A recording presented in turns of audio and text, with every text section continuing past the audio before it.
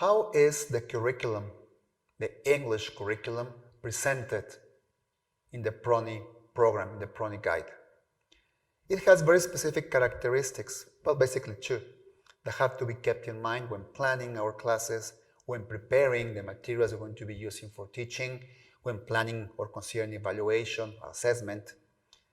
What is important is that you don't miss these two basic things. The curriculum is flexible. One of its main characteristics is that it is flexible. The contents are continuously recycled.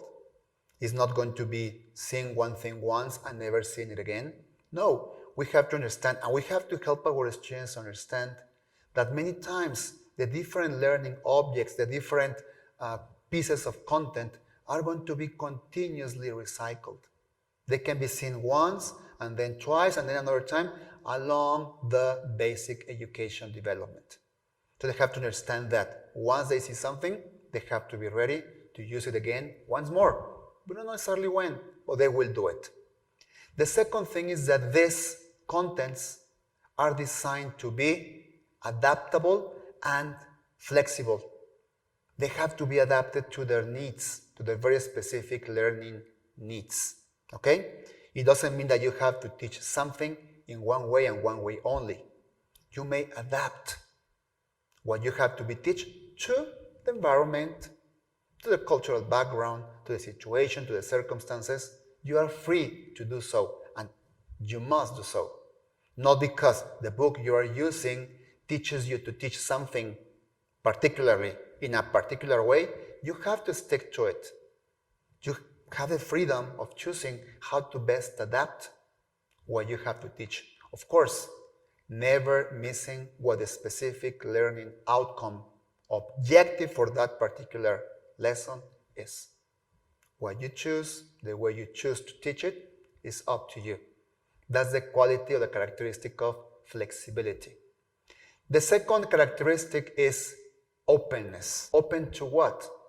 Open to treating it in a different way. We call this differentiated way. Okay? You have the expected learning outcomes.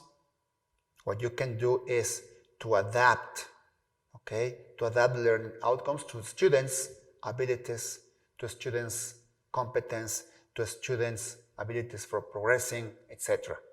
So you have the chance of not just evaluating all the students at the same time with the same assessment tools.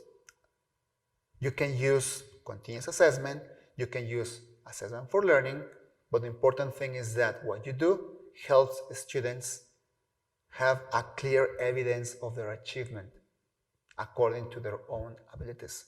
Never measuring each other with other students, but measuring the student with him or herself. Teacher, I was able to do this first, now I am able to do this. I can see progress. And of course, according to students' needs as well. Students may need to learn something that you hadn't planned because that's of their interest. As long as it is in the foreign language, in this case in English, why not? It would be a very good chance for a student to feel that what he's learning is really useful. So don't forget, the curriculum is flexible and it is open. Don't miss the learning outcomes. But the way that you find would be best work for students is up to you. Feel free to be open to choosing what will help you and will help your students learn language too.